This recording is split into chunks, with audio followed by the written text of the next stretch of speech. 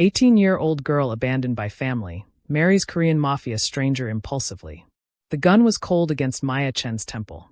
She could feel the metal pressing into her skin, could smell the gunpowder and expensive cologne mixing in the air around her. The man holding it had the most beautiful face she'd ever seen, all sharp angles and dark eyes that looked like they'd seen too much death. His hand didn't shake. Not even a little. "Tell me why I shouldn't kill you right now," he said in perfect English, though his accent wrapped around the words like silk. Maya's heart was beating so hard she thought it might break through her ribs. 24 hours ago, she'd been homeless. 12 hours ago, she'd been drunk in a Vegas casino. 6 hours ago, she'd married this man in a chapel that smelled like cheap flowers and broken dreams. Now she was on her knees in a warehouse that smelled like blood, and her husband was deciding whether she should live or die. "Because," Maya whispered, her voice shaking but her eyes steady on his, "you already put a ring on my finger. In my culture, that means something." The corner of his mouth twitched. It might have been a smile. It might have been something much more dangerous. Behind him, 5 men in black suits watched with empty expressions. In the corner, tied to a chair, another man was bleeding from his mouth. This was the world she'd married into. This was the choice she'd made when she was too broken to think straight. The gun pressed harder against her skin. "Your culture," the man said softly, and now there was definitely something like amusement in his voice. "You're about to die, and you're talking about culture." "I'm about to die," Maya agreed. "So I might as well say what I think." He stared at her for a long moment. Then slowly he lowered the gun. "Stand up," he ordered. Maya stood on shaking legs. Her knees were wet from kneeling on the concrete floor. There was a bruise forming on her cheek from where one of his men had hit her. She'd been married for less than 12 hours, and she was already covered in marks she didn't understand. "What's your name?" he asked. "You're joking, right?" Maya let out a laugh that sounded too high, too wild. "You married me. Don't you know my name?" "I know the name on the marriage license," he replied. "I'm asking what your real name is." Maya felt something crack inside her chest. Even this stranger, this dangerous man who'd just had a gun to her head, could tell she'd been lying about who she was. "Maya," she said quietly. "Maya Chen. That's my real name." He nodded once, then turned to his men. "Take him to the basement. I'll deal with him later." The men dragged the bleeding man away. His screams echoed through the warehouse until a door slammed shut, cutting off the sound. When they were alone, the man who was legally her husband turned back to her. "Do you know who I am, Maya Chen?" "No," she admitted. "I know your first name is Kang-min. I know you're Korean. I know you paid for our wedding in cash. That's all I know. And you married me anyway. I was drunk. You were desperate." The word hit her like a slap. Because he was right. She had been desperate. Still was. "Where are you from?" he asked, studying her face like he was trying to solve a puzzle. "Why does it matter?" "Because you said culture means something to you. So I'm asking, what culture?" Maya's throat felt tight. "My mother is Chinese. My father was black. I'm from Los Angeles, born and raised, but my grandmother always said I had too many worlds inside me to fit in just one." Something shifted in his expression. "Your grandmother sounds wise. She died when I was 14. "I'm sorry." The word surprised her. Men who held guns to people's heads didn't usually say sorry about dead grandmothers. Before she could respond, her stomach growled. Loud. Embarrassingly loud. Kang-min raised an eyebrow. "When was the last time you ate?" Maya had to think about it. "Yesterday morning. Maybe. I don't remember." He pulled out his phone and made a call. Rapid Korean that Maya couldn't follow. When he hung up, he said, "Food will be here in 20 minutes. "You're feeding me?" "You're my wife." "Of course I'm feeding you." "Your wife," Maya repeated. The word felt strange in her mouth. "Foreign. Is that why you didn't shoot me?" "Because of some piece of paper we signed." Kang-min walked closer.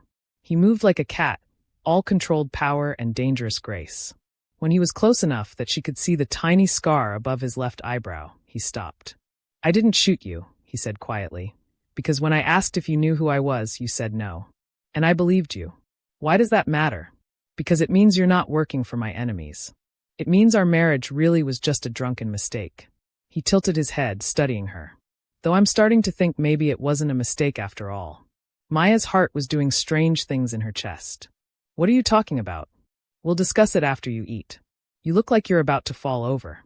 He was right. Now that the adrenaline was fading, Maya could feel how exhausted she was. Her legs felt like water. Her head was pounding. She hadn't slept properly in 3 days. "Can I ask you something?" she said. "You can ask. I may not answer. That man you had tied up. The one who's screaming in your basement. What did he do?"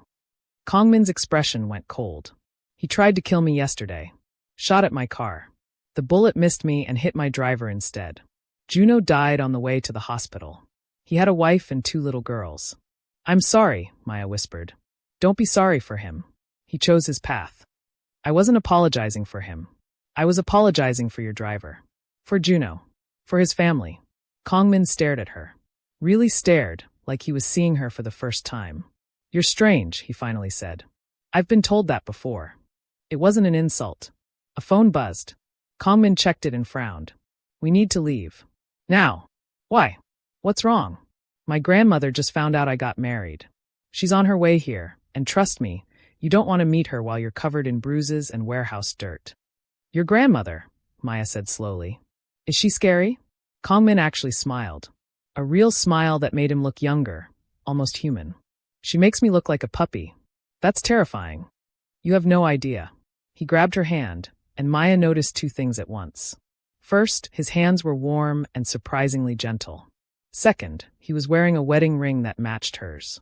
"Wait," she said, pulling back. "You're actually wearing the ring?" He glanced down at it, then back at her. "We're married. Why wouldn't I wear it?" "Because this whole thing is insane. We don't know each other. We got married while we were drunk. This isn't real. The license is real. The ring is real." He stepped closer, and Maya's breath caught. "The fact that I chose not to kill you is very real. So tell me, Maya Chen, what part of this feels fake to you?" "Everything," Maya wanted to say.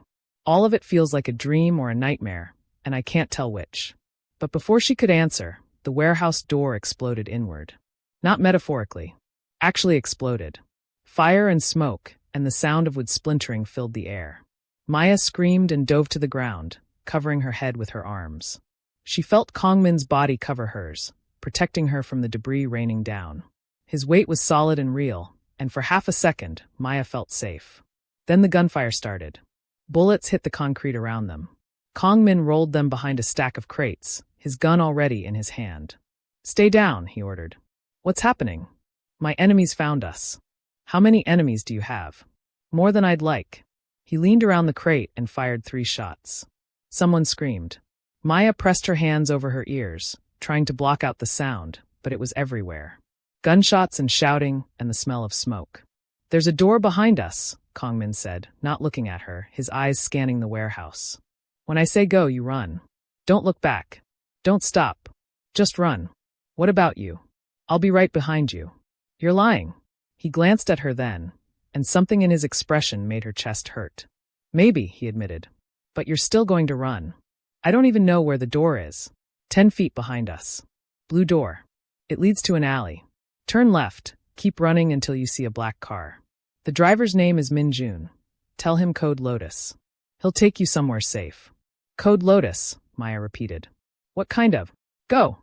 Kang-min stood and started firing, drawing the gunfire toward himself. Maya didn't think. She just moved. Her feet pounded against the concrete as she ran toward the blue door. Behind her, she could hear Kang-min shouting something in Korean, could hear more gunshots, could hear men screaming. She hit the door hard, threw it open, and ran into the alley. The sunlight blinded her. After the darkness of the warehouse, the afternoon sun felt like knives in her eyes. Maya stumbled, almost fell, caught herself against a dumpster. "Turn left. Keep running. Black car." She ran. Her lungs were burning. Her legs felt like they might give out. She'd never been athletic. In high school, she'd always been the last one picked for teams, the girl who could barely run a mile without stopping. But fear was a powerful motivator. She spotted the black car. It was parked at the end of the alley, engine running. Maya ran faster, her heart threatening to explode. The driver's window rolled down. A man with silver hair and kind eyes looked at her. "Miss Chen." "Code Lotus," Maya gasped. His eyes widened. Then he nodded and unlocked the doors. "Get in. Quickly." Maya dove into the back seat. The door had barely closed before Minjun hit the gas. The car shot forward, tires squealing. "Wait," Maya said. "We have to go back. Kang-min is still." "Mr. Park can take care of himself," Minjun said calmly. "Park?" Maya frowned. His name is Kang-min Park? You didn't know his last name? We got married yesterday. I barely know his first name. Minjun glanced at her in the rearview mirror. His expression was carefully neutral, but she could see the questions in his eyes. Mr. Park is very good at surviving impossible situations. He'll be fine. How do you know? Because he's been doing it his whole life. Maya pressed her face against the window, watching the warehouse disappear behind them. Smoke was rising from the building now. She could hear sirens in the distance. Is he really going to be okay? She asked quietly. Minjun didn't answer right away. When he finally spoke, his voice was gentle. I've worked for the Park family for 23 years. I've seen Mr. Kang-min survive things that would kill normal men. He'll be fine. But what? But the fact that he sent you away with Code Lotus means he considers you family now. That code is only used for immediate family members. His sister. His grandmother. People who must be protected at all costs. Family. The word made Maya's chest feel strange. She'd been thrown away by her own family 3 days ago. Her mother had locked the door and told her never to come back. Her stepfather had said she was worthless, a waste of space, a burden they no longer wanted to carry. And now this stranger, this dangerous man who'd held a gun to her head an hour ago, was calling her family. I don't understand any of this, Maya whispered. Few people do, Minjun replied. The Park family operates in a world most people never see. It's complicated, dangerous, beautiful in its own way, but also terrible. You're not really selling it.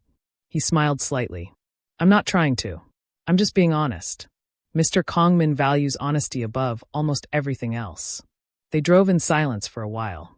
Maya watched the city pass by outside the window. Los Angeles looked the same as it always had, but somehow different. Like she was seeing it through new eyes. Where are we going? She finally asked. The Park family estate. Mr. Kang-min's grandmother is there. She'll want to meet you. The scary grandmother. The very scary grandmother, Minjun agreed. Mrs. Park Hygiene is 91 years old and still runs half the family business. She's brilliant, ruthless, and she has very specific ideas about who her grandson should marry. Let me guess, Maya said. A random black Chinese girl from LA wasn't on her list. No, Minjun admitted. But Mrs. Park also values strength. She respects people who survive. And Miss Chen, if you'll forgive me saying so, you look like someone who's survived quite a lot. Maya touched the bruise on her cheek. Is it that obvious? Only to people who know what to look for. The car turned onto a long driveway lined with trees. At the end, Maya could see a house. Except house was the wrong word. This was a mansion, maybe even an estate. White walls and traditional Korean architecture mixed with modern glass and steel. Gardens that looked like they belonged in a painting. Fountains and stone paths and more beauty than Maya had seen in her entire life. Holy shit, she breathed. Indeed, Minjun said. Welcome to your new home, Mrs. Park. Mrs. Park. The name sounded wrong. Maya wasn't Mrs. Park. She was Maya Chen, the girl who'd been thrown away, the girl who'd gotten drunk and made the stupidest decision of her life. But the ring on her finger said different. The car stopped in front of the main entrance. Minjun got out and opened her door. Mrs. Park is waiting in the tea room. Third door on the left. I'll have someone bring you clean clothes. Wait, Maya said. I can't meet her like this. I'm covered in dirt and I smell like a warehouse and I don't know anything about Korean culture or tea or... Miss Chen. Minjun's voice was firm but kind. You survived being held at gunpoint by her grandson. You survived a warehouse shootout. You survived whatever brought you to that casino in Las Vegas. I think you can survive tea with an old woman. She's not just an old woman. You said she's terrifying. She is, Minjun agreed. But she's also fair. Show her respect. Show her honesty. She'll appreciate that more than perfect manners. Maya took a deep breath. Then another. Then she stepped out of the car. The front door was already open. A woman in a traditional Korean hanbok stood waiting. She was maybe 50, with kind eyes and a gentle smile. Welcome, she said. I'm Mrs. Kim. I manage the household. Please follow me. They walked through halls that felt like museums. Art on every wall. Vases that probably cost more than Maya's old apartment. Floors so clean she could see her reflection. Mrs. Kim stopped at a door. Mrs. Park is inside. She's been informed of your arrival. Do you need a moment to prepare? Will a moment help? Mrs. Kim smiled. Probably not. But I thought I'd offer. Thanks. Maya straightened her shoulders. Okay, I'm ready. Mrs. Kim opened the door. The tea room was beautiful. Simple and elegant, with low tables and cushions on the floor. Sunlight streamed through paper screens. The smell of jasmine filled the air. And in the center of it all, sitting perfectly straight on a cushion, was the oldest woman Maya had ever seen. Park Hygiene was tiny, maybe 5 feet tall if she stood up. Her white hair was pulled back in a bun so tight it looked painful. She wore a deep purple hanbok embroidered with golden flowers. Her hands were folded in her lap. Her face was lined with age, but her eyes were sharp and dark and missed nothing. Sit, she said in English. Her accent was thick, but her words were clear. Maya sat, or tried to. She'd never sat on the floor like this before, and her legs didn't want to cooperate. She ended up sort of folding herself onto the cushion in a way that was probably disrespectful, but was the best she could manage. Mrs. Park watched this with raised eyebrows. You're the girl my grandson married, she said. It wasn't a question. Yes, ma'am. Look at me. Maya raised her eyes. Mrs. Park was staring at her with an intensity that made her want to look away. But she didn't. She'd learned a long time ago that looking away made things worse. What's your name? Maya Chen. Where are you from? Los Angeles. Koreatown, actually. Maya almost laughed at the irony.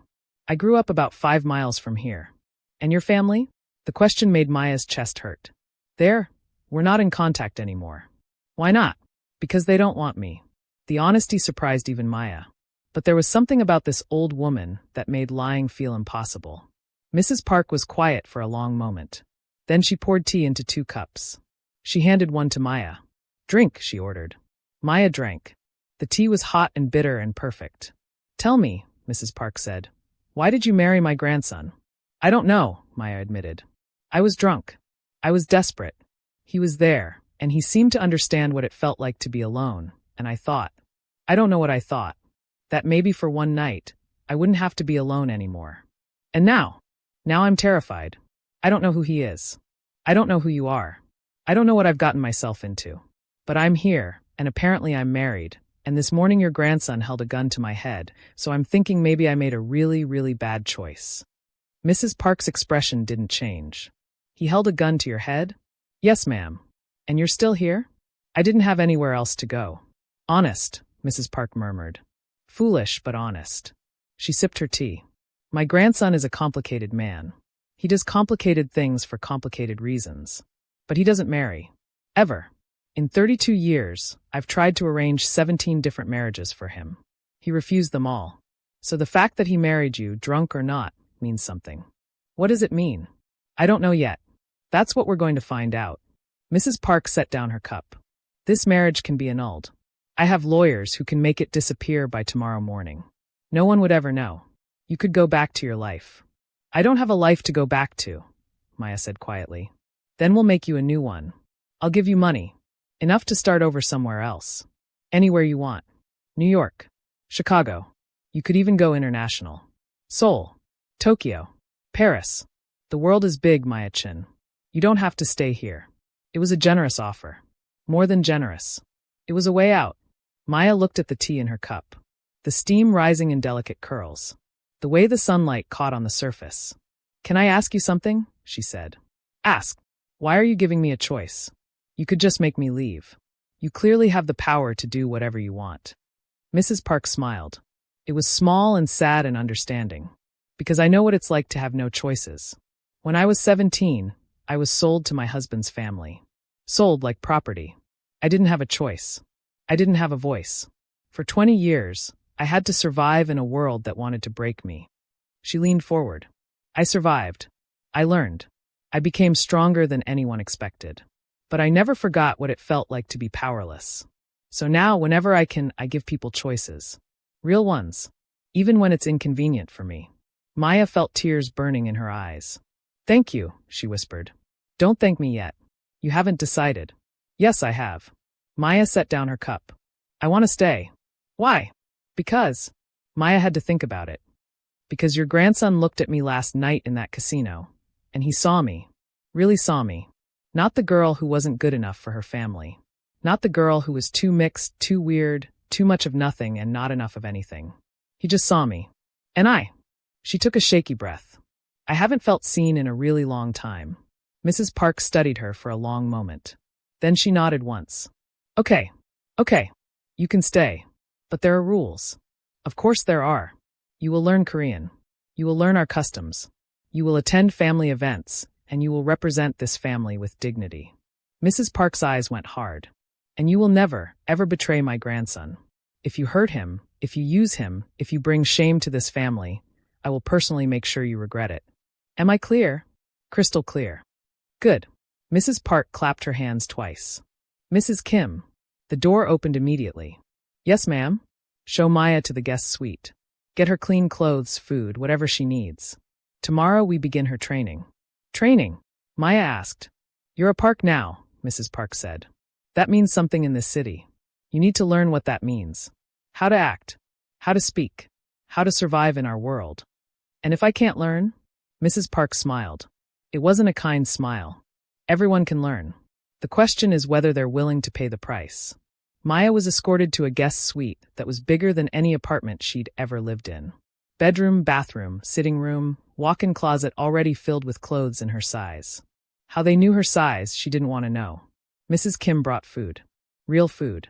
Rice and soup and vegetables and meat.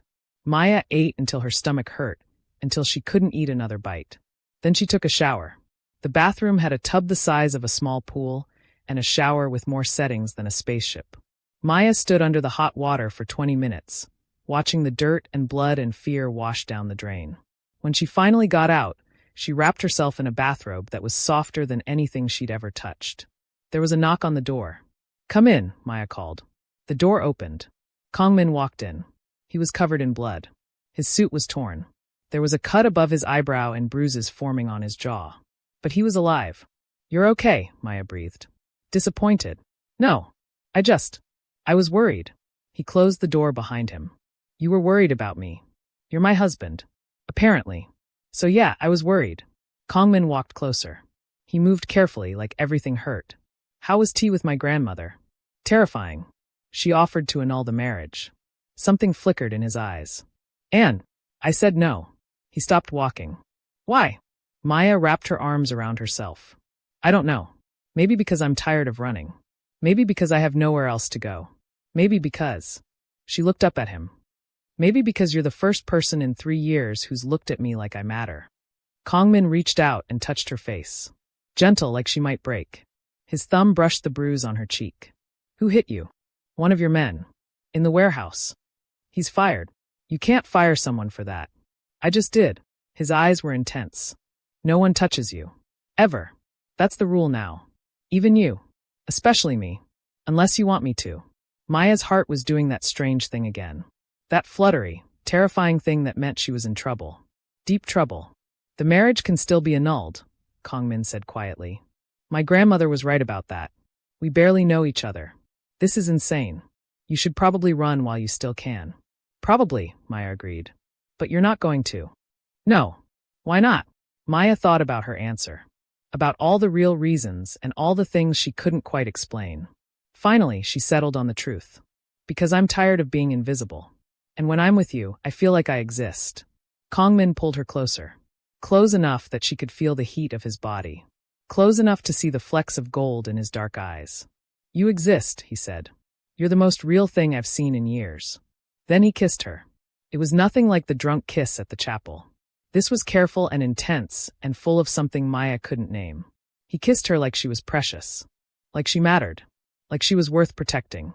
When they broke apart, Maya was shaking. This is crazy, she whispered. I know. We're going to regret this. Probably. But you're not going to let me go. Kang-min smiled. A real smile that made him look younger, almost innocent. No. You're mine now. And I don't give up what's mine. Somewhere in the house, a phone rang. Footsteps echoed in the hallway. The world kept moving, kept spinning, kept being dangerous and complicated and impossible. But in that moment, standing in a borrowed bathrobe with a Korean Mafia boss who was legally her husband, Maya felt something she hadn't felt in years. Hope. The kiss ended, but Kang-min didn't move away. His forehead rested against hers, and Maya could feel his breath on her face. Warm. Real. This was real. I need to tell you something, he said quietly. Maya's stomach dropped. That sounds bad. It's not bad. It's just complicated. He stepped back, and immediately Maya felt cold. The men who attacked the warehouse today, they weren't random. They were sent by someone who wants me dead. You're a mafia boss. I'm guessing that list is pretty long. Kang-min almost smiled. You're not wrong. But this person is different. His name is Choi Dae-young. He used to work for my father. When my father died, Dae-young thought he should take over the family business. He was older, more experienced. But my father's will was clear. Everything went to me. How old were you? 23. That's so young. I know. Dae-young knows it too. He spent the last 9 years trying to prove I'm not fit to lead. Trying to turn the other families against me. Trying to find any weakness he can exploit. Kang-min's jaw tightened. And now I've handed him the perfect weapon. Maya's chest felt tight. Me. You. Because I'm weak. Because I care about you. He said it simply, like it was just a fact. And in this world, caring about someone is the most dangerous thing you can do. Maya sat down on the edge of the bed. Her legs felt shaky. So what now? You hide me? Lock me in this house like some princess in a tower. Would you let me? No. I didn't think so. Kang-min ran a hand through his hair. It was messy now, not perfectly styled like before. It made him look more human. More real. Dae-young will come after you. It's not a question of if, it's when. He'll try to kidnap you, hurt you, use you against me. And I. He looked away. I can't let that happen. So teach me. He looked back at her, confused. Teach you what? How to protect myself. How to survive in your world. You said your grandmother is going to train me in Korean culture and family business stuff, right? So train me in the other stuff too. Fighting. Shooting. Whatever I need to know to not be a sitting duck. Kang-min stared at her like she'd grown a second head. You want me to teach you how to fight? Yes. Maya, you're barely 5'4". You probably weigh 100 pounds soaking wet. Most of Dae-young's men are twice your size. Then I'll have to be twice as smart. Maya stood up and walked to him. She had to tilt her head back to look at his face. You said I'm yours now. You said you don't give up what's yours. Well, I'm not going to sit around being helpless while people try to kill me. If I'm going to survive in your world, I need to know how to fight back. Something changed in Kang-min's expression. Respect, maybe. Or something deeper. Okay, he said. Okay. We start tomorrow. 6 a.m. Where's something you can move in? 6 a.m.? Are you serious? You want to learn or not? Maya groaned. I want to learn. But 6 a.m. is evil. Welcome to my world. Kang-min headed for the door, then paused. Maya? Yeah. Thank you. For what? For staying. For not running. For being brave when you have every reason to be terrified. He looked at her with those dark, intense eyes. You're stronger than you know. Then he left, closing the door softly behind him. Maya stood alone in the enormous guest suite, her heart pounding. What had she just agreed to? Training at 6 a.m. with a man who probably knew 100 ways to kill someone with his bare hands? She was either very brave or very stupid. Probably both. Sleep didn't come easy.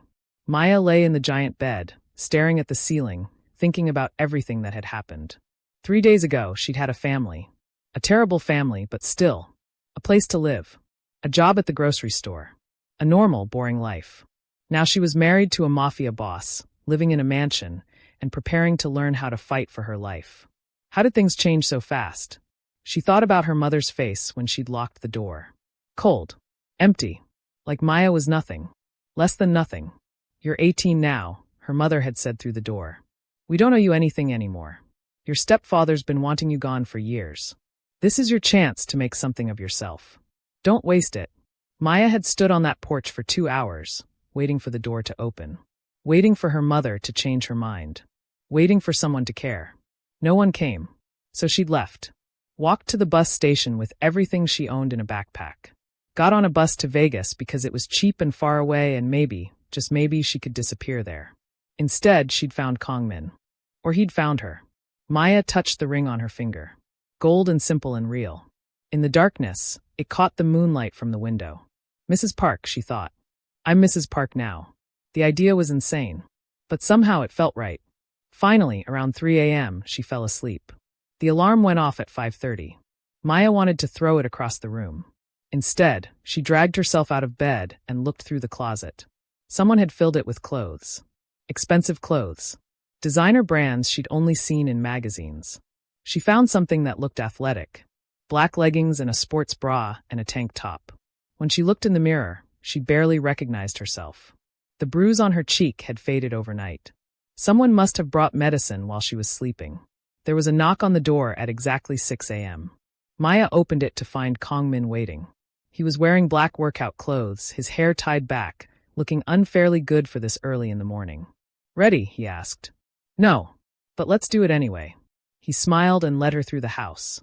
They went down hallways Maya hadn't seen before, down a flight of stairs, through a door that required a fingerprint scanner to open. The training room was underground. It was huge, with padded floors and mirrors on every wall.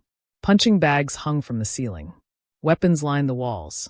Guns, knives, things Maya didn't have names for. "This is terrifying," she said. "This is necessary." Kang-min walked to the center of the room. "Come here." Maya walked over. She felt small in this space. Small and breakable. "First lesson," Kang-min said. "In a fight, size doesn't matter as much as you think. Speed matters. Intelligence matters. Knowing your opponent's weaknesses matters. I'm going to teach you how to use your size to your advantage.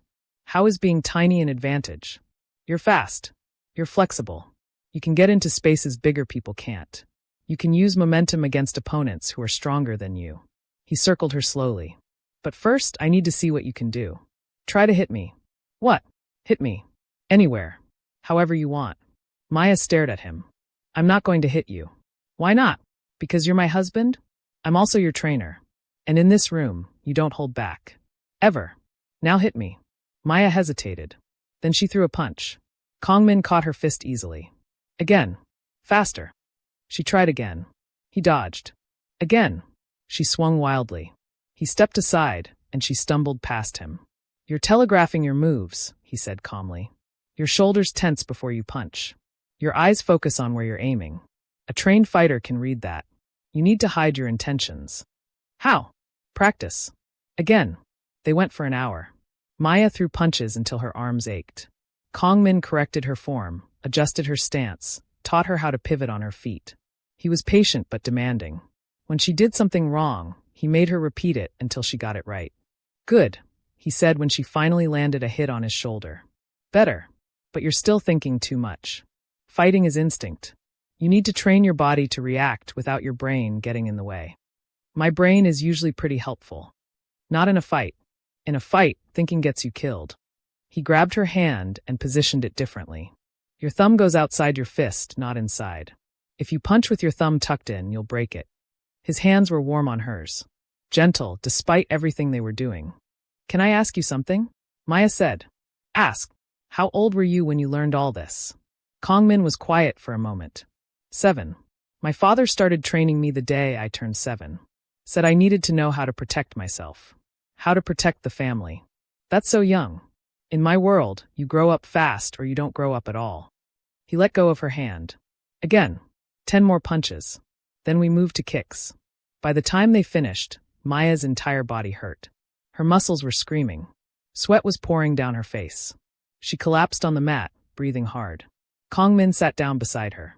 He wasn't even breathing hard. "You did well. I feel like I'm dying. That means you worked hard." "Good." He handed her a water bottle. "We'll do this every morning. In a few months, you'll be able to hold your own in a fight." "A few months? I thought I'd be a ninja in like a week." He laughed.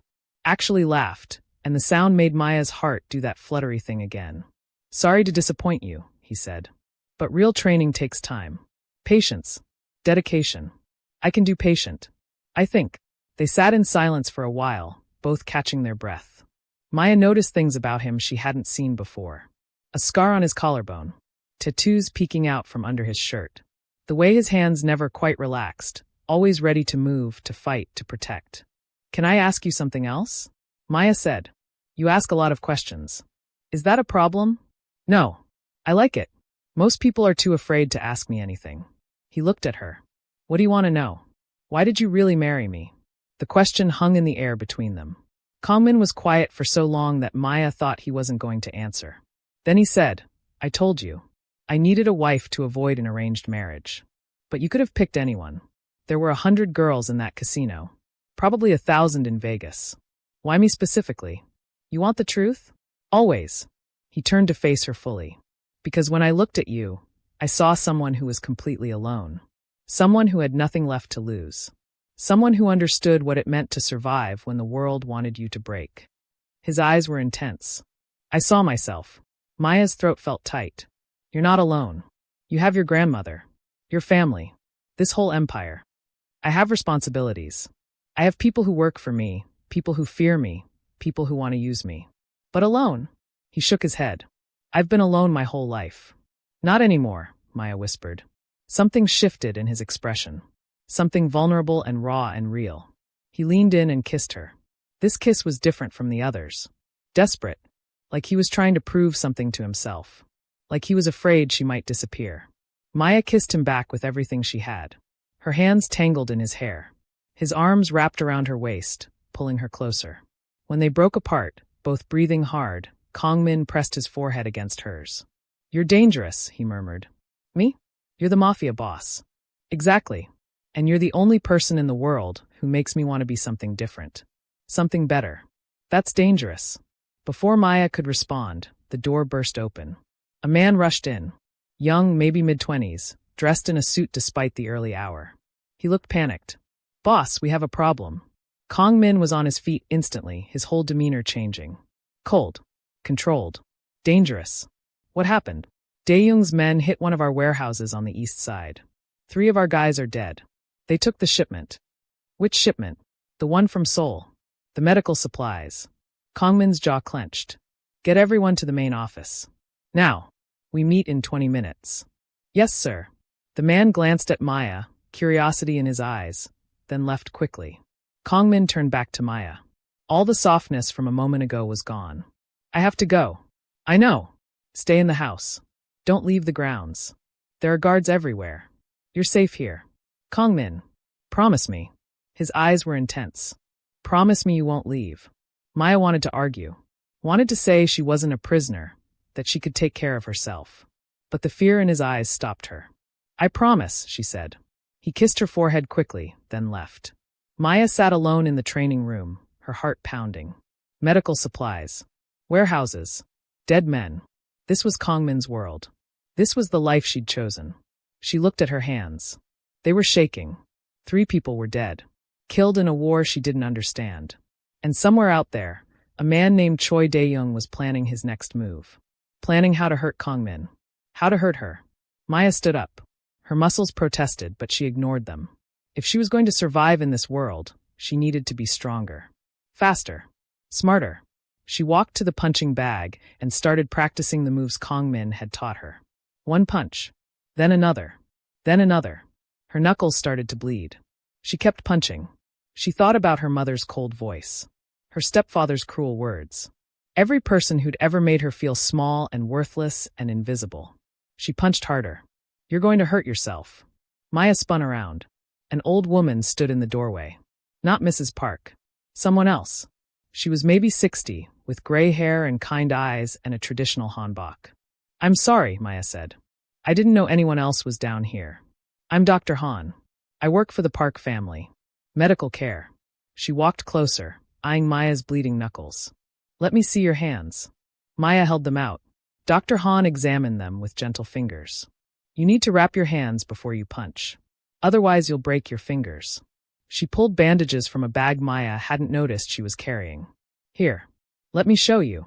She wrapped Maya's hands with expert precision, explaining as she went. The Park family has been my responsibility for 30 years. I've patched up more injuries than I can count. Bullet wounds. Knife cuts. Broken bones. And now I'm wrapping the hands of the new Mrs. Park. She smiled.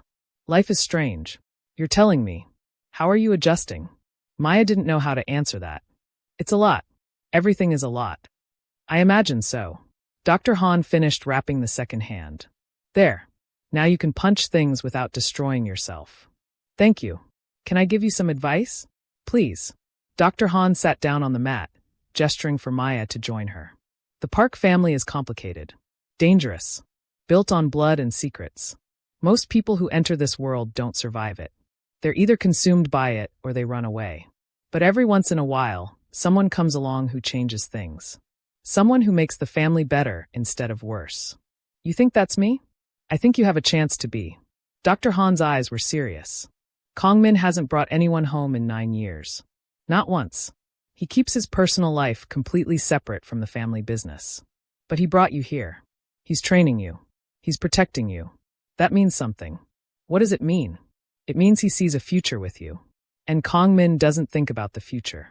He only thinks about survival. So the fact that you make him think about tomorrow. Dr. Han smiled. That's powerful. Maya felt tears burning in her eyes. I don't know if I'm strong enough for this. None of us know if we're strong enough until we're tested. Dr. Han stood and offered Maya a hand. But I've been watching you since you arrived yesterday. The way you hold yourself. The way you look people in the eye. The way you refuse to back down from Mrs. Park during tea. You're stronger than you think. I'm terrified. Good. Fear keeps you alive. It's the people who aren't afraid who die first. Dr. Han headed for the door, then paused. One more thing. Kang-min's mother left when he was young. It broke something inside him. He doesn't trust easily. Doesn't let people close. But he let you close. Don't take that lightly. Then she was gone. Maya sat alone again, processing everything. Kang-min's mother had left. Just like Maya's family had thrown her away. They both knew what abandonment felt like. What it meant to be unwanted. Maybe that's why they'd found each other. Maybe that's why this crazy marriage might actually work. Maya stood and walked to the mirrors. She looked at her reflection. Bruised knuckles. Messy hair. Wearing expensive workout clothes in an underground training room in a mansion. This wasn't her life. Couldn't be her life. Except it was. She was Maya Park now. And Maya Park didn't run from fights. She went back to the punching bag and started training again. Subscribe to this channel to support our growth. Maya punched the bag until her wrapped hands ached. Until sweat soaked through her shirt. Until her mind went quiet and all that existed was the rhythm. Hit. Breathe. Hit. Breathe. She didn't hear the footsteps until someone cleared their throat behind her. Maya spun around, fists up, ready to fight. A girl stood in the doorway. Maybe 19 or 20, with long black hair pulled into a high ponytail and eyes that were the same shape as Kang-min's. She was beautiful in that effortless way some people just were, wearing ripped jeans and an oversized sweater. You must be the wife, she said in perfect English, though her accent was American. California, maybe. I'm Ji-woo, Kang-min's sister. Maya lowered her fist slowly. He has a sister. He has two, actually. But Min Seo lives in Seoul with her husband. I'm the one stuck here dealing with all his drama. Ji-woo walked into the room like she owned it. Confident. Easy. So, you're the girl who got drunk and married my brother in Vegas. That's me. Interesting. Ji-woo circled Maya like a shark studying prey. You don't look like the kind of girl who does impulsive things. I'm not. Usually. But that night was. Maya trailed off. How did you explain the worst night of your life to a stranger? Bad. Ji-woo finished. Yeah. Kang-min said you were going through something. He wouldn't tell me what, though. My brother keeps secrets like some people collect stamps. He told you about me? Are you kidding? He called me at 2 a.m. yesterday screaming about how I needed to come home immediately because he'd done something crazy. Ji-woo grinned. I thought maybe he'd finally killed Dae-young. But no. He got married. To a stranger. Which is somehow more shocking. Maya didn't know what to say to that. Ji-woo stopped circling and stood in front of her. Can I ask you something? Everyone keeps asking me that. Like I have all the answers. Fair. But I'm going to ask anyway. Ji-woo's eyes were serious now. Sharp. Intelligent. Why did you stay? Grandmother gave you an out. Money, freedom, a fresh start anywhere in the world. Most girls would have taken it and run. Why didn't you? Maya thought about lying. Making up something that sounded good. But Ji-woo's eyes reminded her too much of Kang-min's. Like they could see right through her. Because I've been running my whole life, Maya said quietly. Running from my family. Running from myself. Running from anything that felt too hard or too real. And I'm tired of it. So when your brother looked at me and saw something worth keeping, I thought maybe, just maybe, I should stop running and see what happens. Ji-woo stared at her for a long moment. Then she smiled. A real smile that lit up her whole face. Okay. I like you. You can stay. I wasn't aware I needed your permission. You don't. But it helps. Ji-woo grabbed Maya's arm. Come on. If you're going to be part of this family, you need to know what you're getting into. And I'm the only one who'll actually tell you the truth. She dragged Maya out of the training room, through the house, upstairs Maya hadn't explored yet. They ended up in a bedroom that was pure chaos. Clothes everywhere. Books stacked in towers. Posters on the walls of bands Maya didn't recognize. Sorry about the mess, Jiwoo said, not sounding sorry at all. Sit. Maya sat on the bed. Jiwoo flopped down beside her. Okay, here's what you need to know about the Park family. We're complicated. We're dangerous. And we protect our own no matter what. Jiwoo counted on her fingers. First, grandmother. She seems scary, but she's actually the best person in this family. She raised us after our parents died. Taught us everything. She's ruthless when she needs to be, but she's also fair. If you're loyal to her, she'll move mountains for you. And if I'm not loyal, then you'll wish you'd never been born. Jiwoo said it casually, like she was talking about the weather. Second, Kang-min. My brother is the most stubborn person on the planet. Once he decides something, he doesn't change his mind. Ever. He decided you're his wife, which means you're stuck with him. Hope you're okay with that. I'm starting to figure that out. Good. Third, the business. Our family runs legitimate operations and not so legitimate operations. Kang-min's been trying to shift everything to the legal side, but it's slow. There are people who don't want change. People like Choi Dae-young. Maya's stomach tightened at the name. Kang-min told me about him. Sort of. Dae-young is a snake. He was my father's right hand for 20 years. When father died, he expected to take over everything. But father's will gave it all to Kang-min.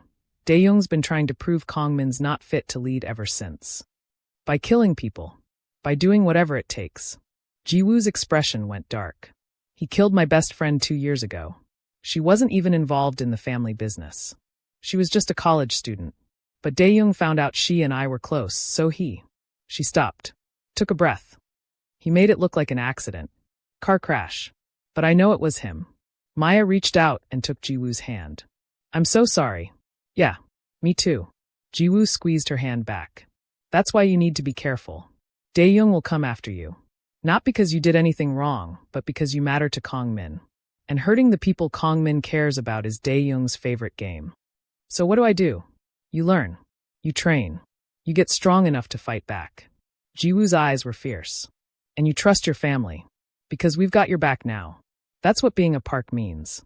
Something warm spread through Maya's chest. Family. She had a family again. A weird, dangerous, complicated family.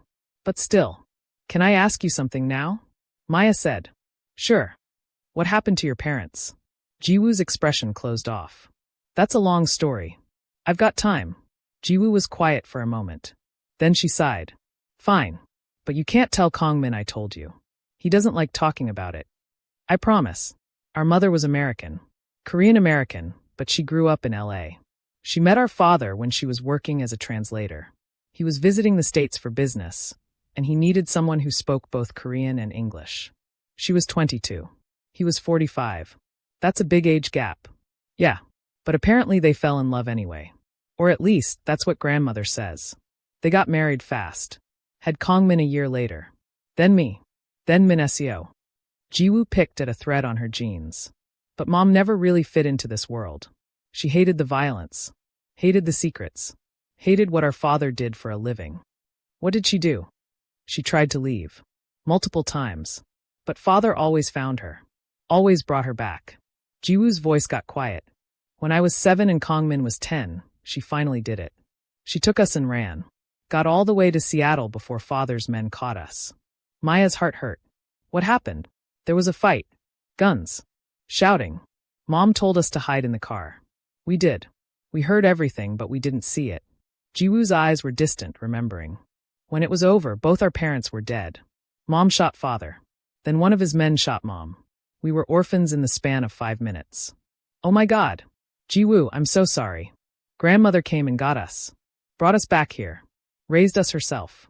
She never talked badly about our mother, but we all knew the truth. Mom chose death over this life.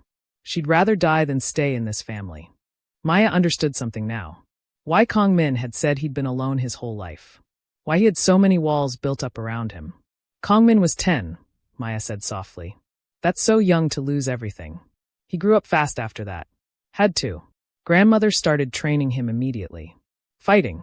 Business. Everything he needed to know to take over when father's successor died. Jiwoo looked at Maya. My brother built walls around his heart so high that nobody could climb them. Until you, apparently. I didn't do anything special. You didn't run.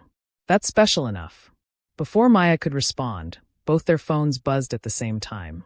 Jiwoo checked hers and her face went pale. Oh no. What? What's wrong? Dae-young just posted something on the family network. It's a message. For Kang-min. Jiwoo turned her phone so Maya could see. It was a photo. A young woman tied to a chair, blindfolded, blood on her face. Below the photo, text in English. You have something I want, Park. Let's make a trade. Your wife for mine. Maya's blood went cold. His wife? Dae-young's wife disappeared 3 days ago. Word on the street is that Kang-min had her kidnapped. Jiwoo was typing frantically on her phone. But that doesn't make sense. Kang-min wouldn't do that. He has rules about hurting innocent people. So if he didn't take her, who did? I don't know. But Dae-young thinks Kang-min did. Which means? Jiwoo looked up, fear in her eyes. Which means he's going to come after you. Soon. Maybe today. Maya's hands were shaking. Where's Kang-min? Still in his meeting. This just happened. He probably doesn't even know yet. We have to tell him. Already done. I sent him the screenshot. Jiwoo grabbed Maya's hand. Come on. We need to get you to the safe room. Safe room? Every park property has one. Reinforced walls. Separate air supply. Enough food and water for 2 weeks. If Dae-young's men attack, you go there and you don't come out until Kang-min says it's safe. They ran through the house. Down hallways. Through doors. Downstairs. Jiwoo knew exactly where she was going. They were halfway to the safe room when the lights went out. Everything went dark. Completely, totally dark. That's not good, Jiwoo whispered. What does it mean? It means someone cut the power. Which means we're under attack. Run! They ran blindly through the darkness. Maya could hear Jiwoo's breathing beside her, could feel her hand gripping Maya's tightly. Then gunshots. Not close. But not far either. Somewhere in the house. Glass breaking. Men shouting. This way, Jiwoo hissed. She pulled Maya to the left, through a doorway, down another hall. Emergency lights flickered on. Dim red lights that made everything look like a nightmare. Almost there, Jiwoo said. The safe room is just. A man stepped out of the shadows in front of them. He was huge. At least 6'5". Muscles everywhere.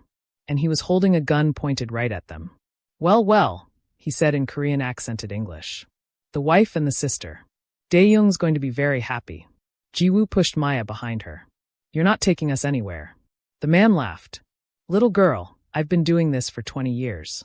You think you can stop me? No, Jiwoo said. But I can slow you down. She lunged at him. Everything happened so fast. Jiwoo kicked the gun out of his hand. It clattered across the floor. The man swung at her. She ducked, came up with an elbow to his ribs. He didn't even flinch. He grabbed Jiwoo by the throat and slammed her against the wall. No!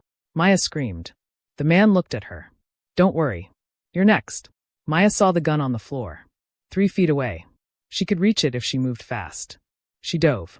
Her fingers closed around the cold metal. She'd never held a gun before. It was heavier than she expected. Scarier. Put it down, the man said. He was still holding Jiwoo against the wall with one hand. You don't know how to use that. He was right. Maya had no idea how to use a gun. Her hands were shaking so badly she could barely hold it. But she pointed it at him anyway. Let her go, Maya said. Her voice didn't shake. She was proud of that. The man smiled. Or what? You'll shoot me? You won't. You're not a killer. Maybe not. But I'm desperate. And desperate people do crazy things. She pulled the trigger. The gun kicked back hard. The bullet went wide, hitting the wall 2 feet to the left of the man's head. But it startled him enough that he let go of Jiwoo. Jiwoo dropped to the floor, gasping. Run! They ran. Behind them, the man was shouting, calling for backup. More footsteps thundered through the halls. Maya's heart was pounding so hard she thought it might explode. She still had the gun. She didn't know if there were more bullets. Didn't know how to check. Here. Jiwoo grabbed her arm and pulled her through a door. The safe room. It was small. Maybe 10 feet by 10 feet. Gray walls. A single light in the ceiling. Shelves lined with food and water. A small bathroom in the corner. Jiwoo slammed the door shut and spun a wheel to lock it. We're safe now. These walls are reinforced steel. They can't break through. Maya collapsed against the wall, still holding the gun. I shot at him. I actually shot at him. You saved my life. I missed.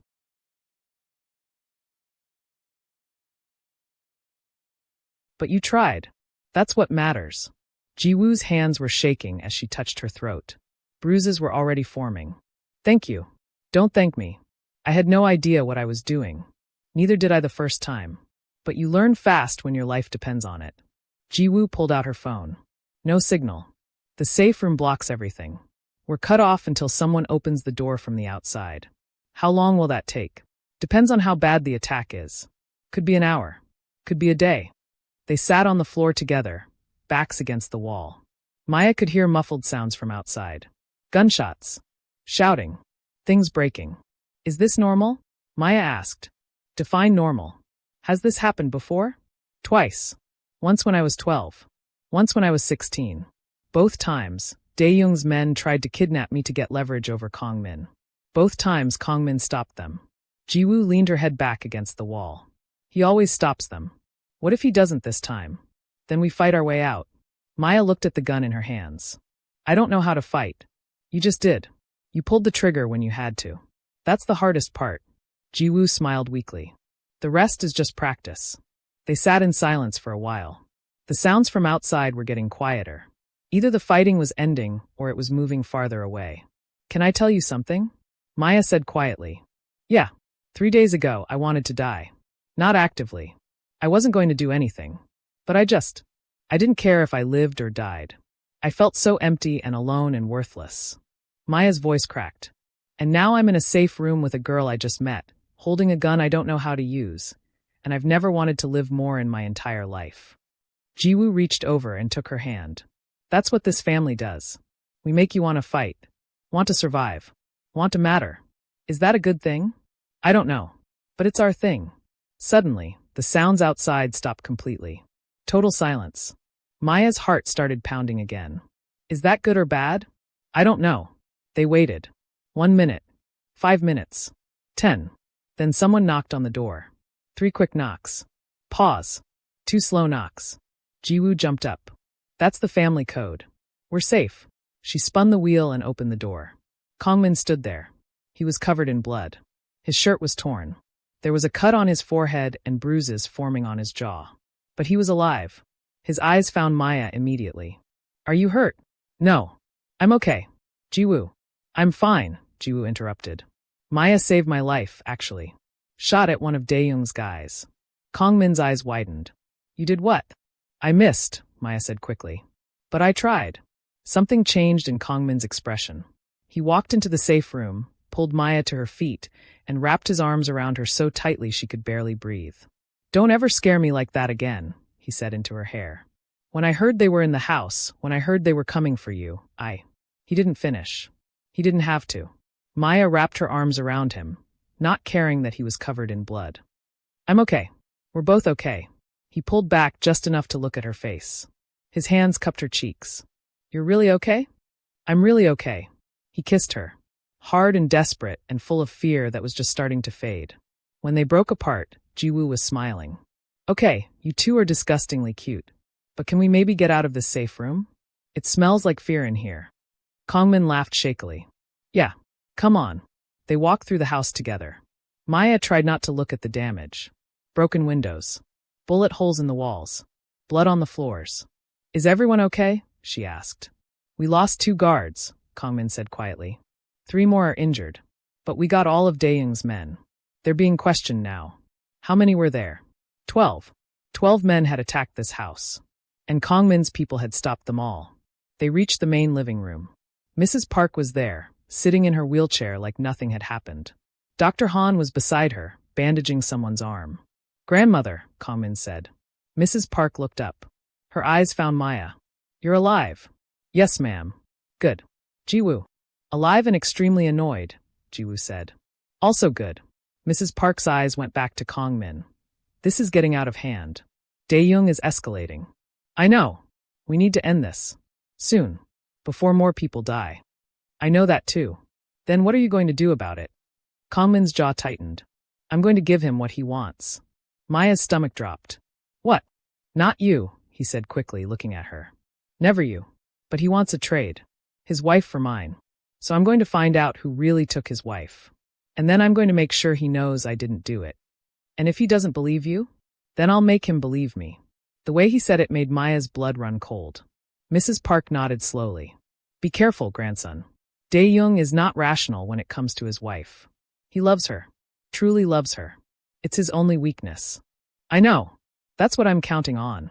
Later that night, after the house had been secured and the guards had been positioned and the dead had been taken away, Maya stood in her room staring at her reflection. She looked the same. Same face. Same eyes. Same girl who'd been thrown away 3 days ago. But she felt different. Changed. Like something inside her had shifted. She'd shot at someone today. Actually pulled the trigger. And she'd do it again if she had to. There was a knock on the door. Come in, Maya said. Kang-min walked in. He'd showered. Changed clothes. The blood was gone, but the bruises remained. Can't sleep, he asked. Can you? Never. He sat on the edge of her bed. Maya sat beside him. I'm sorry, he said quietly. For what? For bringing you into this. For putting you in danger. For everything. He looked at her. You could have died today. Because of me. I didn't die. Ji-woo didn't die. We're both fine. This time. But what about next time? Or the time after that? His hands were shaking. I can't lose you, Maya. I know that sounds crazy. We barely know each other. But the thought of losing you makes me want to burn the entire world down. Maya reached out and took his hands. Then don't lose me. Teach me how to fight. How to survive. How to be strong enough to stand beside you instead of hiding behind you. You want to fight? I want to live. And in your world, those are the same thing. Kang-min pulled her closer. You're incredible. You know that. I'm terrified. Same thing. He kissed her. Soft at first, then deeper. His hands tangled in her hair. Her fingers clutched his shirt. When they broke apart, both breathing hard, Kang-min pressed his forehead against hers. Stay with me tonight, he whispered. Just sleep. Nothing else. I need to know you're safe. Okay. They lay down together, fully clothed, wrapped in each other's arms. Maya listened to his heartbeat. Strong. Steady. Real. Kang-min, she said into the darkness. Yeah. I think I'm falling in love with you. He was quiet for so long she thought maybe he'd fallen asleep. Then he said, I know I'm falling in love with you. And it's the most terrifying thing I've ever felt. More terrifying than being shot at? Way more terrifying. Maya smiled against his chest. Good. I'd hate to be scared alone. You're never alone anymore. Remember that. She fell asleep in his arms, feeling safer than she had in years. Outside, the guards patrolled. The cameras watched. The world kept spinning with all its danger and violence and chaos. But in that moment, wrapped in the arms of a man who'd promised to protect her, Maya finally felt like she belonged somewhere. Like she mattered. Like she was home. Subscribe to this channel to support our growth. Maya woke up to sunlight streaming through the windows and an empty bed. For a moment, panic seized her chest. Then she saw the note on the pillow beside her. Had to leave early. Meeting with the families. Min-jun will drive you to your Korean lesson at 9. Be safe. K. She touched the note, tracing the letters with her finger. His handwriting was sharp and precise, just like him. The clock said 7:45 a.m. Maya dragged herself out of bed and into the shower.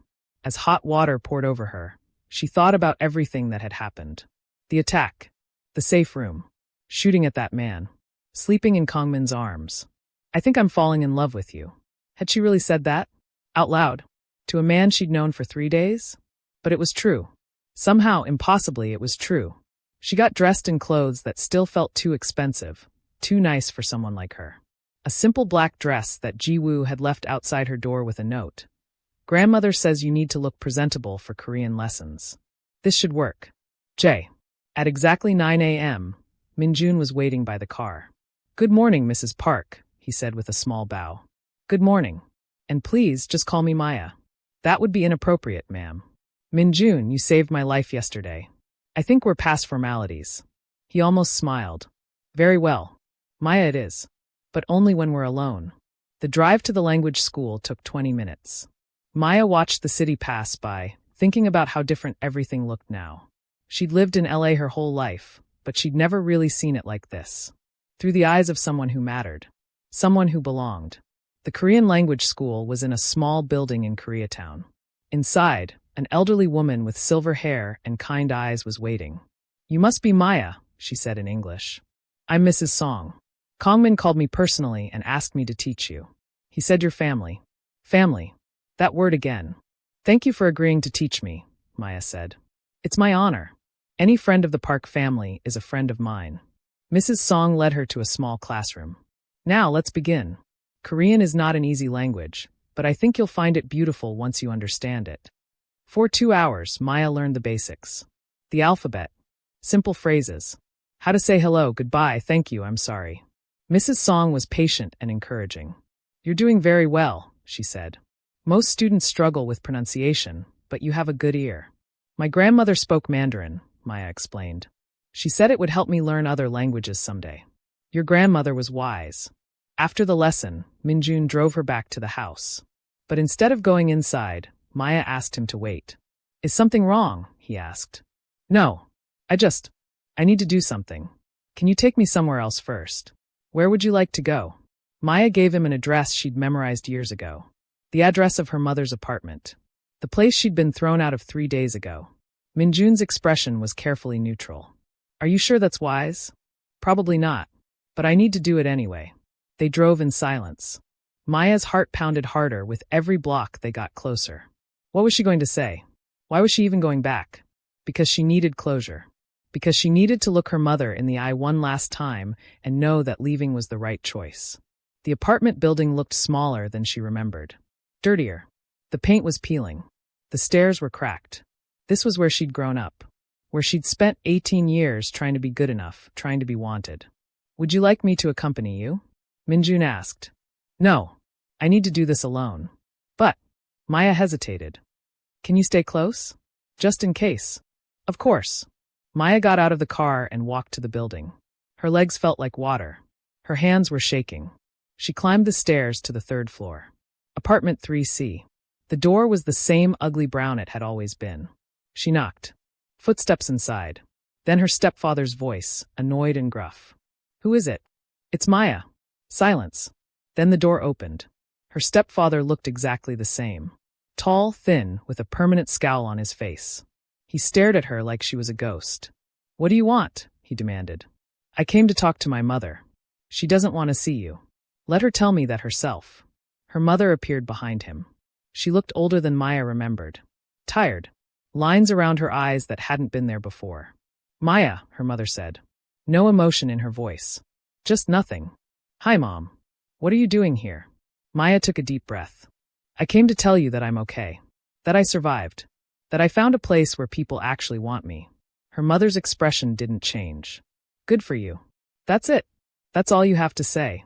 What do you want me to say? That I'm sorry? I'm not. You were a burden. We couldn't afford you anymore. We did what we had to do. The words should have hurt. They should have cut deep. But Maya felt nothing. Just a strange emptiness.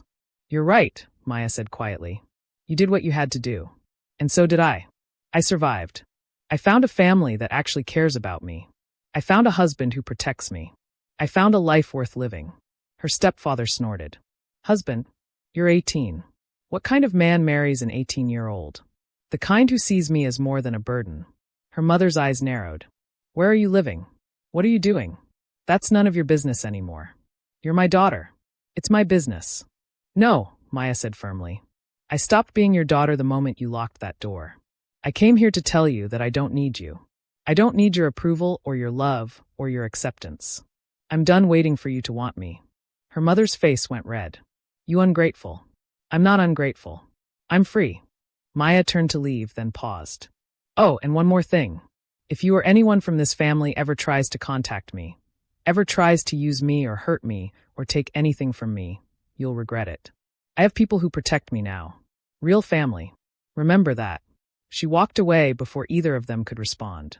Her hands were shaking as she descended the stairs, but her heart felt lighter. Freer. Like she'd just put down a weight she'd been carrying her whole life. Minjun was waiting by the car. He took one look at her face and opened the door without a word. As they drove away, Maya looked back at the building one last time. That life was over. That girl was gone. Maya Chen, the unwanted daughter, was dead. Maya Park, the wife of a Mafia boss, was just beginning. When they got back to the house, Jiwoo was waiting in the living room with someone Maya didn't recognize. A woman, maybe 30, with sharp eyes and an expensive suit. Maya! Jiwoo jumped up. Perfect timing. This is Attorney Kim. She's here to help you. Help me with what? Attorney Kim stood and bowed slightly. Mrs. Park, I've been instructed by your husband to handle all your legal affairs. Name change, new identification, bank accounts, everything you need to establish your new identity. New identity? You're a Park now, Jiwoo explained. That means you need to be in the system properly. Social Security under your married name. Driver's license. Passport. Everything. Maya sat down slowly. This is really happening. It already happened, Attorney Kim said kindly. We're just making it official. I have some papers for you to sign. And your husband wanted me to give you this. She handed Maya a folder. Inside was a bank card with Maya's name on it. Maya Park. The account has been funded, Attorney Kim said. You have full access. No limits. Maya stared at the card. How much is in there? $2 million. The room spun. I'm sorry, what? Your husband wanted to make sure you were taken care of. He said you should never have to worry about money again. $2 million. Maya had grown up counting pennies.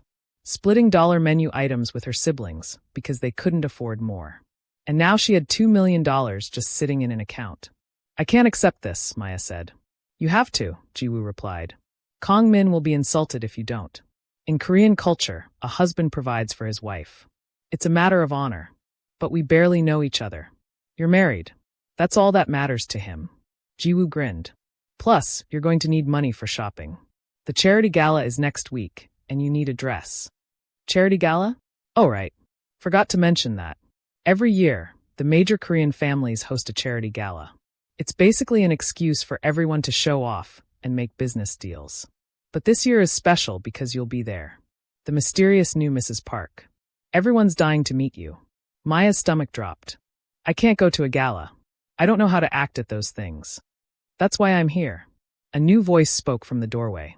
Maya turned to see an elegant woman in her 50s walking in. She was stunning, with perfect posture and a tailored suit that screamed money. I'm Mrs. Han, she said. I teach etiquette to all the young women in the major families. Mrs. Park hired me to teach you everything you need to know about high society. Everything. How to walk. How to talk. How to eat at a formal dinner. How to make small talk. How to handle rude questions. How to command a room. Mrs. Han's eyes were kind but firm. You're going to be representing one of the most powerful families in the city. You need to know how to do it properly. Maya looked at Jiwoo helplessly. This is insane. Welcome to the family, Jiwoo said cheerfully. For the next week, Maya's life became a whirlwind of lessons. Korean language with Mrs. Song every morning. Self-defense training with Kang-min every afternoon. Etiquette classes with Mrs. Han every evening. She learned how to bow properly. How to hold chopsticks with perfect form. How to walk in heels without looking like a baby giraffe. How to deflect nosy questions with a smile. Remember, Mrs. Han said during one lesson, you never owe anyone your story. If someone asks where you're from, just say Los Angeles. If they ask about your family, say they're private people. If they ask how you met Kang-min, say it was fate. Keep it vague. Keep it polite. Keep them guessing. What if they push? Then you smile and change the subject. Like this. Mrs. Han demonstrated, her smile never wavering as she said, How fascinating that you're so curious about my personal life. Tell me, how is your daughter doing? I heard she just started college. Maya practiced until she could do it in her sleep. The self-defense training got harder every day. Kang-min pushed her, never letting her quit even when she wanted to. Again, he'd say when she messed up a move. You're telegraphing. Hide your intention. I'm trying. Try harder. Your life might depend on it someday. But he was also gentle in ways that surprised her. When she got frustrated, he'd pull her close and kiss her forehead. You're doing great, he'd murmur. I'm proud of you. Those moments made all the hard work worth it. They fell into a routine. Training together. Eating meals together. Falling asleep in each other's arms. They still hadn't done more than kiss, but the tension was building. Every touch felt electric. Every look felt loaded with promise. I want to wait, Kang-min said one night when things were getting heated. I want you to be sure, really sure, that this is what you want.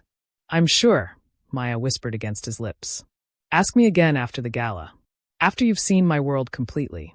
If you still want this, want me then. He kissed her deeply. Then I'm yours. The night of the gala arrived. Maya stared at herself in the mirror and barely recognized the woman looking back. The dress was emerald green, floor-length, with a slit up one side that showed just enough leg to be elegant without being scandalous. Her hair was swept up in an intricate style that had taken the stylist 2 hours. Her makeup was perfect, subtle but striking. She looked like she belonged in this world. Ji-woo whistled when she saw her. Damn girl. You clean up nice. I feel like I'm playing dress up. Fake it till you make it. That's the family motto. There was a knock on the door. Kang-min walked in, and the air left Maya's lungs. He was wearing a black tuxedo that fit him like it was painted on. His hair was perfectly styled. He looked like he'd stepped out of a magazine. Or a fantasy. Wow, Maya breathed. Kang-min's eyes traveled over her slowly. You're the most beautiful woman I've ever seen. You're biased. I'm honest. He walked to her and offered his arm. Ready? No. But let's go anyway. The gala was held at a luxury hotel downtown. The ballroom was massive, with crystal chandeliers and marble floors and flowers everywhere. Hundreds of people in expensive clothes mingled and laughed and schemed. Every eye turned when Maya and Kang-min walked in. The whispers started immediately. That's her? She's so young. Where did he find her? I heard she's not even Korean. Maya kept her chin up and her smile in place, just like Mrs. Han had taught her. Kang-min leaned down to whisper in her ear. Breathe. You're doing perfect. They made their rounds. Kang-min introduced her to family after family. Business partners. Rivals. Allies. Everyone wanted to meet the mysterious Mrs. Park. Maya smiled and bowed and said all the right things. She deflected invasive questions with grace. She laughed at appropriate moments. She played the part perfectly. But she could feel the judgment.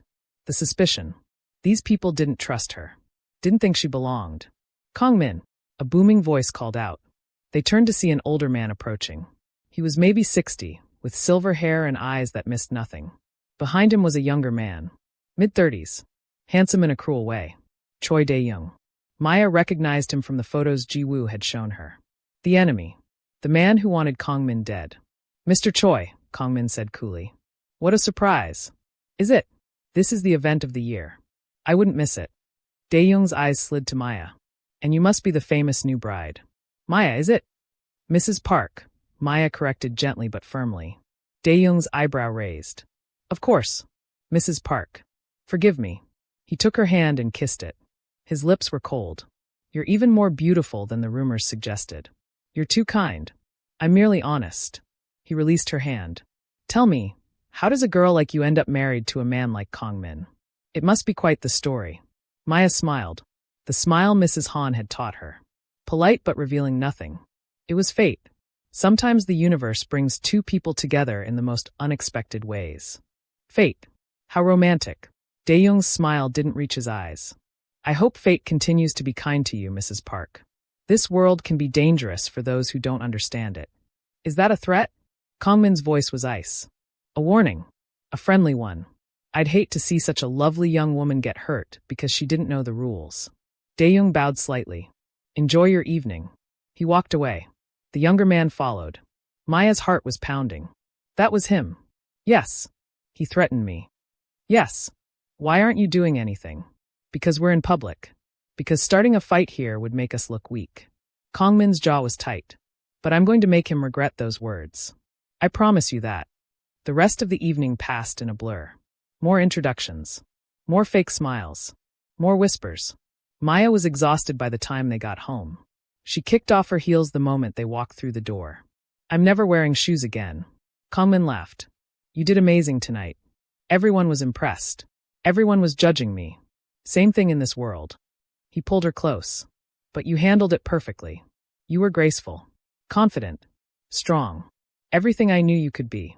Maya looked up at him. I did it for you. I wanted to make you proud.